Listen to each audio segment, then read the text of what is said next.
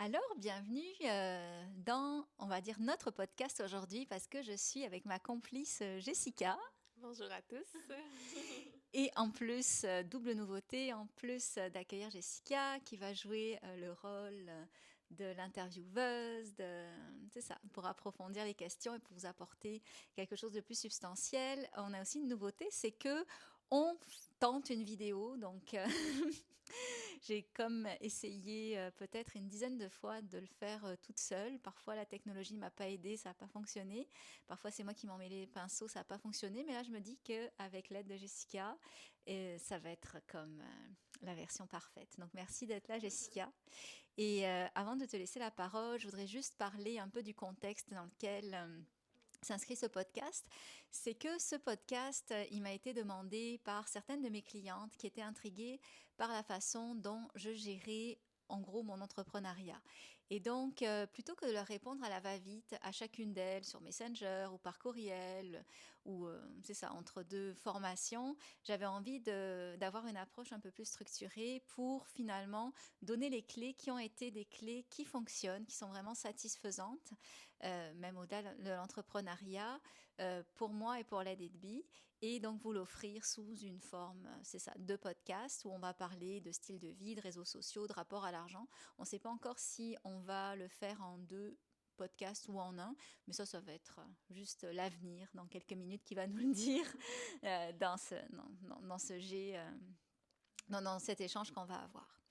La chose que je veux vous dire, c'est que mon entrepreneuriat, il s'inscrit d'abord et avant tout dans l'optique que moi, je suis une enseignante de méditation, donc ça teinte beaucoup finalement la façon dont je conduis mes affaires parce que je baigne dans la méditation. Donc je voulais juste mettre ce bémol-là parce que peut-être que ça ne s'extrapole pas aussi facilement dans d'autres types d'entrepreneuriat. Et en parlant, si je peux faire juste la parenthèse un tout petit peu plus marketing de mon podcast aujourd'hui, en parlant de méditation, je voulais aussi vous dire que si vous êtes inspiré à rajouter cette méditation dans le cœur, dans le creux de votre travail, pour pouvoir finalement faire les choses un petit peu différemment, ramener vos clients plus dans le ressenti, dans leur imaginaire, dans l'imagerie, dans l'espace de sérénité que nous offre la pleine conscience. Donc si vous voulez faire ça à travers une formation structurée, certifiante, mais aussi très le fun, n'est-ce pas Jessica, tu l'as suivi? Absolument. Eh bien, on a ouvert les portes de la 24e cohorte de la formation de professeur de méditation et ça se passe le 24 janvier. Donc, ne tardez pas. Il y a un petit formulaire à remplir pour postuler. Si vous êtes déjà qualifié, vous pouvez et titillé par la formation, vous pouvez faire le dépôt. Mais voilà, c'est quand même une formation qui est vraiment complète, où on parle évidemment, où je vous outille pour enseigner, guider la méditation, mais en même temps aussi, on crée chacun crée son propre projet au sein même du cours. Et ça, je pense que c'est bien valorisé. Alors, je m'arrêterai là. Merci de m'avoir écouté jusque-là. Je m'arrêterai là. Et on va aller dans le vif du sujet où on va parler finalement d'entrepreneuriat tranquille. Oui, alors, dans toute cette curiosité que ton entrepreneuriat a suscité, les gens se demandaient à quoi ressemble ta journée type. Oui, alors en fait, ma journée type, elle n'est jamais type, dans le sens où il y a beaucoup de choses qui changent tout le temps et c'est jamais ma tête qui va dicter à quoi ressemble ma journée. Ma journée va toujours être dictée par mes élans intérieurs et je fais exactement ce que j'ai envie de faire au moment où j'ai envie de le faire. Donc si j'ai sur ma liste quelque chose qui est de l'ordre de la comptabilité, des réseaux sociaux, écrire une méditation ou autre, et que finalement je le sens pas, je le fais pas. Par contre, je sais qu'il y aura un autre moment où je vais le sentir. Comme l'exemple de ma comptabilité. Hier, je me sentais obligée de faire ma comptabilité. Je ne l'ai pas fait parce que je ne le sentais pas. Mais bon, j'avais comme une petite pression intérieure de le faire. Mais finalement, ce matin, j'ai eu l'élan de le faire dans la foulée d'un appel que j'ai eu avec Desjardins. Et ça m'a pris peut-être 40 minutes. Là où hier, j'aurais peut-être traîné la patte sur une heure ou deux. Donc, il y a toujours vraiment l'idée que de sentir et d'avoir l'intelligence du corps qui vient nous dicter qu'est-ce que il est le mieux pour nous de faire. Et il y a des moments de la journée où on a plus envie de faire des choses, des moments où on a moins envie de faire des choses. Par contre, j'ai une règle et je pense qu'elle me sauve, cette règle-là, c'est je me débarrasse de tout ce que j'aime pas. Donc, les lundis, c'est la journée où je fais tout ce que j'aime pas dans mon quotidien. Et le matin, je fais tout ce que j'aime pas dans ma journée. Donc, voilà. Donc, il y a des fois où c'est ça, parfois ça peut être répondre à certains courriels ou faire des suivis ou autre. Mais donc, quand j'aime pas le faire, ben souvent je m'en débarrasse le matin. Puis tout le reste après, c'est de l'intuition. Ma deuxième règle, c'est aussi, dès que quelque chose me prend moins de 5 minutes, je le fais. Et vous ne pouvez pas savoir le nombre de choses que je classe, que je fais, même les week-ends, quand ça donne que c'est un week-end. Je le fais parce que je trouve ça plus coûteux parfois de le mettre sur la to-do, le mettre à l'horaire, à l'agenda pour le faire que de le faire au final. Ça peut être parfois juste quelques minutes de plus et c'est plus dans la charge mentale. Bon, je comprends que tu suis tes élans, ton intuition pendant la journée, mais tu as quand même des garde-fous comme de faire ce qui te tente moins, soit en début de journée ou le lundi, et puis d'avoir aussi ta règle des 5 minutes qui t'aide à rester sur le cap comme ça. Exactement. Puis, on se demandait aussi si tu avais de l'aide dans ton entreprise pour mener à bien tout ce que tu gères avec le débit. Et au lieu de parler de juste avoir de l'aide, je pense que je fais la démonstration que j'ai une aide incroyable dans l'aide de vie. Puis souvent, en fait, je me sens toujours dans un espace un petit peu plus inconfortable quand quelqu'un me reflète, me dire que je prône l'entrepreneuriat tranquille, mais que l'aide de vie est en effervescence. Et en fait, quand on me reflète ça, j'ai l'impression que je suis une imposteur, que je suis pas aussi tranquille que ça, etc. Mais ce qu'il faut voir, c'est que la DB, c'est quand même une entreprise qui est mature. On va fêter ses 10 ans le 15 mai, n'est-ce pas Jessica? On va faire une belle fête pour ça. Et donc, c'est une entreprise mature. Et depuis le début, même de cette entreprise, même si maintenant j'ai beaucoup plus d'aide qu'avant, j'ai toujours choisi de déléguer les choses qui ne sont pas de ma zone de génie. Donc actuellement, c'est clair que j'ai l'immense soutien de Jessica à tous les niveaux, au niveau un peu plus stratégique, au niveau opérationnel et au niveau aussi méditation, quand elle guide des méditations aux clients, quand elle donne des formations, en anglais notamment. Donc, tu sais, c'est quand même très, très complet de sa part. J'ai évidemment Karine, avec qui je travaille depuis 10 ans, qui fait tout le côté peut-être un petit peu plus administratif, facturation. J'ai Madame Le Sart qui s'occupe plus vraiment de la comptabilité, puis elle fait ça comme un charme. J'ai Yankee côté webmaster. Donc, j'ai beaucoup d'aide pour les choses qui finalement, j'avais aucune zone de génie. Puis ça, cette conviction-là de faire travailler les gens qui sont bons dans leur domaine, c'est ma conviction de conseillère d'orientation. Parce que je suis conseillère d'orientation de formation, c'est se dire on a tous des talents et on est tous faits pour faire quelque chose. Et quand quelqu'un le fait, utilise son talent, ben non seulement il va mieux le faire que celui qui a pas ce talent-là, mais en plus, c'est comme si on contribuait à un épanouissement global parce que chacun est vraiment à sa place. Et ce que je vous dis là, c'est facile à dire parce que la DDB a 10 ans, il y a plus de moyens, mais même au début, même quand mes revenus étaient plus modestes, ben, j'ai choisi malgré tout de donner une portion pour déléguer parce que je savais que ça allait être mieux fait que même parfois quand je m'attelle à la tâche de faire quelque chose dans lequel je ne suis pas compétente, ce qui se passe c'est que la personne a le refaire donc ça coûte finalement 2 fois plus. Mais c'est vrai que dans cet esprit-là, beaucoup délégués, ça vient avec le fait que je dépense, mes dépenses d'entreprise sont vraiment plus élevées que la moyenne des autres dépenses d'entreprise, mais c'est un choix. Et donc le corollaire de ce choix-là, c'est comme en achetant le fait que les choses soient bien faites par d'autres personnes, ben, peut-être que moi, ben, c'est même pas peut-être, c'est sûr, moi j'ai peut-être un je dis peut-être parce que c'est la vérité, j'ai un plus petit salaire. C'est un choix d'avoir un petit salaire plutôt que d'avoir un gros salaire et de tout faire. Ben, j'ai un petit salaire et au moins ben, je sais que finalement l'argent est bien réparti, bien distribué. Et moi, ça ne me dérange pas. Je préfère avoir plus de temps qu'avoir un plus gros salaire. On pourra parler du rapport à l'argent. Donc, il y a vraiment tout ce registre-là de se dire que oui, la LDB est effervescent, mais au final, pour moi, il y a une grosse partie qui est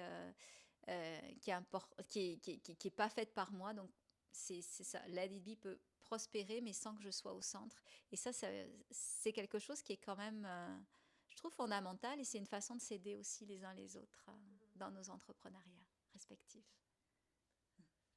Absolument. Donc, tu as choisi de vraiment bien t'entourer puis de pouvoir rester dans ta zone de génie. Puis c'est un investissement que tu as fait, mais qui semble payer sur le long terme, justement, là, 10 ans plus tard quand tu Oui, regardes ça. oui. Mm. Et si je pouvais rajouter une chose, c'est aussi de budgéter en conséquence. Je ne parle pas souvent de finances, mais j'ai quand même un bac en finance. Mon père m'a obligée à faire un bac en finance à l'époque parce qu'il disait qu'on ne pouvait pas réussir dans la vie si on n'avait pas un bac en finance. C'était ses croyances, mais finalement, bon, c'est pas si pire comme croyance. Donc j'ai fait un bac majeur en finance et majeur en ressources humaines à l'époque parce que moi je voulais faire ressources humaines. Et donc l'idée c'est aussi de bien gérer ses postes de dépenses et d'avoir des coussins parce que pour moi un des conforts, c'est de se dire que ça vaut le coup de se serrer la ceinture quelques mois ou même dans mon cas quelques années pour pouvoir faire un gros coussin dans ton entreprise et faire en sorte que quand il y a des périodes plus creuses, tu es quand même en mesure de pouvoir t'offrir tout ce soutien auquel tu t'es habitué et qui aussi permet de prospérer par la suite parce que c'est comme ça qu'on prospère. Si on est chacun dans notre zone de génie, ben c'est clair qu'on va prospérer. Donc voilà, et toute cette délégation-là, ça me permet d'avoir ce qui m'est le plus précieux au monde, c'est l'espace. Et on en reparlera bientôt. Oui, justement, est-ce que tu peux nous parler de qu'est-ce que tu valorises le plus, de ce qui est le plus important pour toi en entreprise, en méditation? Oui, puis je pense que ça va te rejoindre. Toi aussi, tu es prof de yoga, de méditation. Mais c'est vrai qu'il y a trois choses sur lesquelles il y a trois choses que je trouve vraiment le plus important.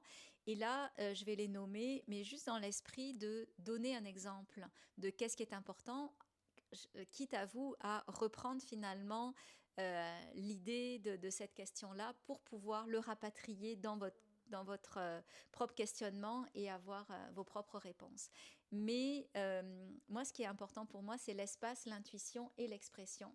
La première chose, c'est l'espace. Et là, je viens d'en parler, c'est que je me crée finalement un type d'entrepreneuriat où je peux avoir beaucoup d'espace. Donc, grâce à toi, Jessica, euh, tout le soin que tu mets, toute l'intelligence que tu as, toute la complétude que tu as, parce que tu es capable de travailler autant dans le site internet que donner une méditation à un client, mais ça fait en sorte que moi, ça me donne de l'espace, et cet espace-là, c'est des espaces que j'utilise pour ralentir, pour être en méditation, et qui va faire en sorte qu'après, quand j'arrive par exemple devant un client, devant un groupe ou en formation, la plupart du temps, je ne suis pas infaillible du tout, mais la plupart du temps, ce que les gens apprécient, c'est de sentir qu'il y a du silence à l'intérieur de moi et il y a de l'espace pour eux les accueillir.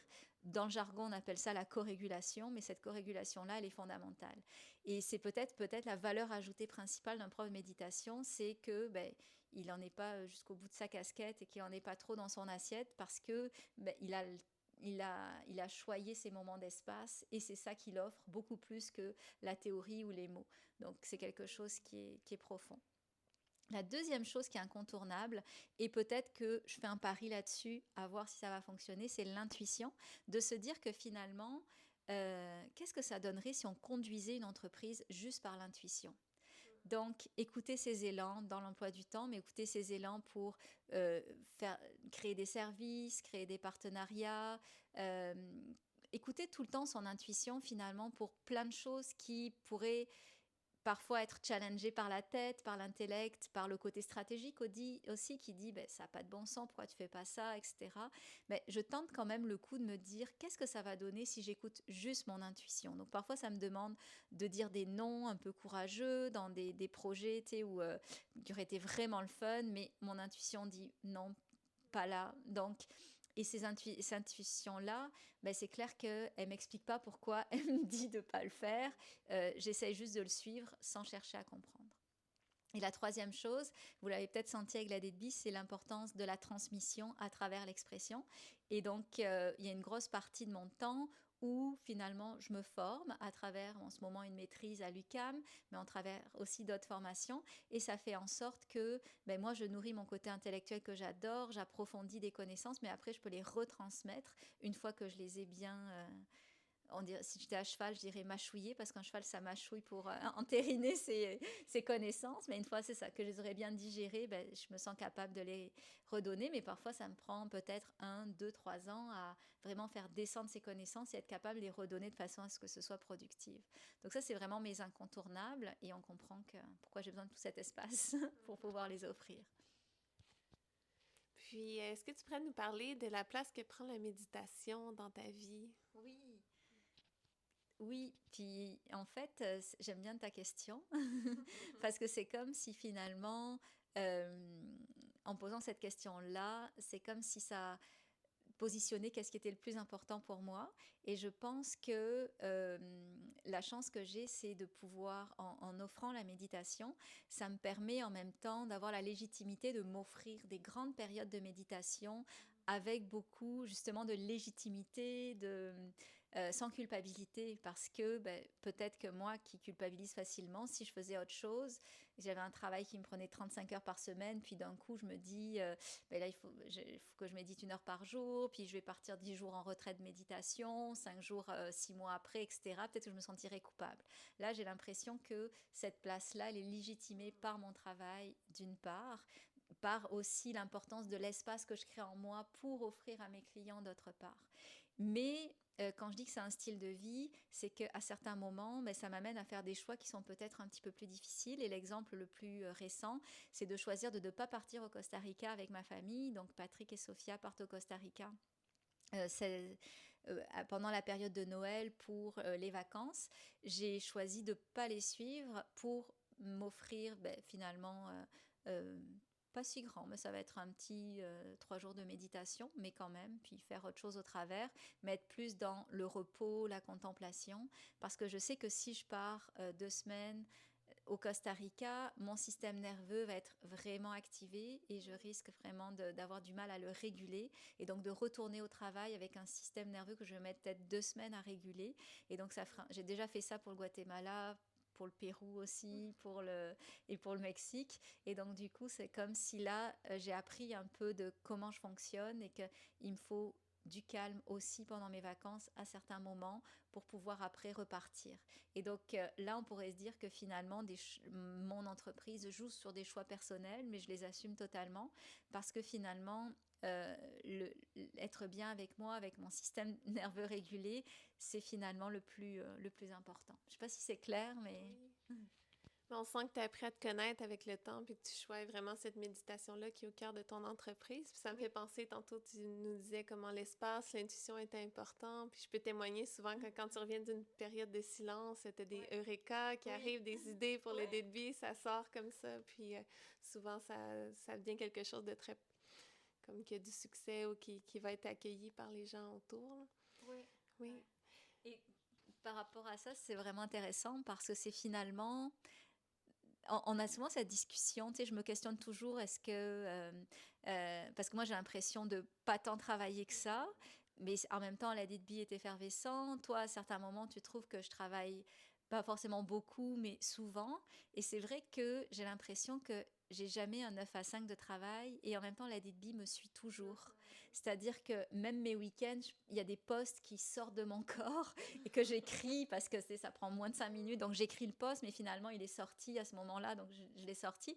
Mais ça veut dire que quelque chose de l'ordre de ma vie au travail, de mon entrepreneuriat, a grignoté du temps sur le week-end qui était censé être privé.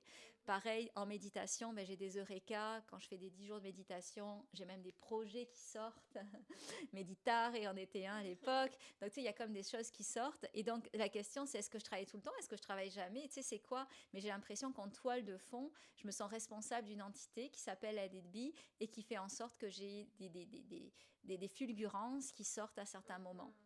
Et donc, d'où la question, ben, même si j'ai beaucoup de temps, si je prends mon temps, si je fais des activités comme aller voir mon cheval, contempler la nature, marcher beaucoup, méditer, mais que finalement c'est aussi au service de mon entreprise, est-ce que ça s'appelle du travail? J'ai absolument pas la réponse. Mais ça nous fait des belles discussions quand on parle de ça, oui. Ouais. Je trouve ça inspirant justement de voir comment finalement, en choyant ton état d'être, il y a autant de choses qui peuvent émerger, puis que tu as le cœur rivé sur un projet, puis le débit en bénéficie. Puis on avait aussi des questions qui avaient été demandées par rapport à ton rapport à l'argent. Comment est-ce que tu vis ça dans ton entrepreneuriat tranquille? Oui. Et ça, c'est des bonnes questions, mais ce que j'avais peut-être envie d'offrir, c'est un autre podcast Oui. là-dessus. On s'était dit, ça va dépendre du temps, mais je pense que là, on a donné plusieurs éléments, donc on pourra le faire dans un autre Ouais. podcast, qui sera sûrement plus court, mais avec l'assise d'aujourd'hui, mais on va pouvoir facilement en parler avec ces Mhm. éléments-là. Et mais merci Jessica, vraiment merci. On s'est dit bon, on va essayer. On a fêté son anniversaire aujourd'hui à midi sur presque le party Noël Let It Be parce que c'est quand même Ouais. proche. T'es né un mois avant Noël, donc on s'est dit bah écoute, on est ensemble, on va essayer une nouvelle technique, on va Mhm. discuter. C'est beaucoup plus le fun de partager quelque chose. Ouais. Donc merci d'avoir été là. Merci. Puis on va peut-être extrapoler la formule Ouais. pour le plaisir. Est-ce que tu aurais quelque chose que tu voudrais dire, partager? J'ai beaucoup apprécié la formule aussi, puis je vois qu'il y a des liens entre justement nos discussions, les moments aussi qu'on Oui. prend pour prendre soin de nous, qui réémergent dans le podcast. Donc, c'est ça, tout ça, c'est lié ensemble, puis ça se nourrit. Oui. Oui, c'est beau. Ben, merci infiniment, merci pour votre écoute. Puis, pour ceux qui s'intéressent, comme je vous disais, on est vraiment très ouvert à accueillir vos candidatures pour la formation de professeur de méditation ou vos inscriptions si vous vous sentez déjà outillé. Merci beaucoup.